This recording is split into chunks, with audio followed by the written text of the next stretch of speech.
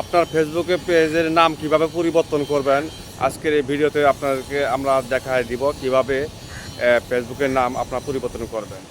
তবে আমরা অনেক সময় ভাবি যে ফেসবুকে যে কোনো একটা নাম দিয়ে বসে থাকি, যে কোনো একটা নাম দিয়ে আমরা বসে থাকি, কিন্তু পরে দেখা গেছে পেজটা যখন ভালো হয়ে যায় তখন কিন্তু নামটা আমাদের কাছে ভালো লাগে না। তাই আমরা অনেক সময় চাই যে নামটা আমরা চেঞ্জ করব। সে নামটা কীভাবে চেঞ্জ করব কিন্তু আমরা অনেকেই জানি না।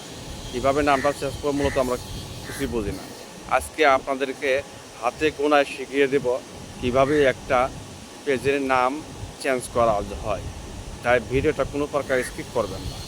ফেসবুক থেকে দেখে থাকলে অবশ্যই আমার নতুন পেজটাকে ফলো দিয়ে রাখবেন, এবং ইউটিউব থেকে দেখে থাকলে অবশ্যই আমার চ্যানেলটাকে সাবস্ক্রাইব করে নেবেন, বেল বাটনটি অন করে দেবেন।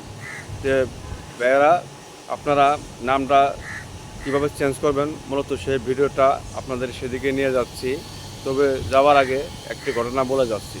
কিন্তু একটা নাম আপনারা যে চেঞ্জ করবেন, কিন্তু নাম চেঞ্জ করার পর 60 দিন পরে আপনি কিন্তু আবার নাম চেঞ্জ করতে পারবেন।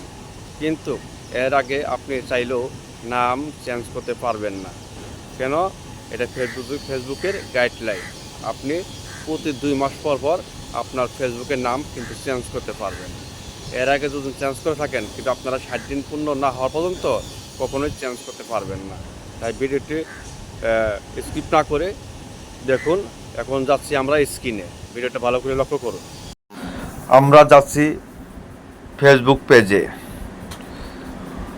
3 লাইন মেনু আছে উপরে, প্রোফাইল আইকন, সেই আইকনের উপরে ক্লিক করবেন। সেখানে ক্লিক করার পরে এরকম একটা ইন্টারফেস চলে আসবে। উপরে দেখবেন সেটিং নামে একটা অপশন আছে, সেই সেটিংয়ের উপর ক্লিক করবেন। সেটিংয়ের উপর ক্লিক করার পরে এরকম একটা ইন্টারফেস চলে আসবে। স্ক্রল ডাউন করে নিচে আসবেন, দেখবেন পেজ সেটআপ। এই পেজ সেটআপের উপর ক্লিক করবেন। পেজ সেটআপের উপর ক্লিক করার পরে এরকম একটা ইন্টারফেস চলে আসবে। উপরে দেখবেন, সবার উপরে দেখবেন আপনার পেজের নাম যেটা দেওয়া ছিল বর্তমানে সেইটা, এই নামের উপর আপনি আবার ক্লিক করবেন। ক্লিক করার পরে আপনার সামনে সেই নামটাই শো করবে। সেই নামটা কেটে দিবেন। কিবোর্ডের মাধ্যমে নামটার উপর ক্লিক করে নামটা কেটে দিবেন। তারপরে আপনি আপনার পছন্দের নামটি দিয়ে দিবেন। যেমন আমি আমার পেজের নামটা দিয়ে দিলাম যে নতুন কিছু শিখো।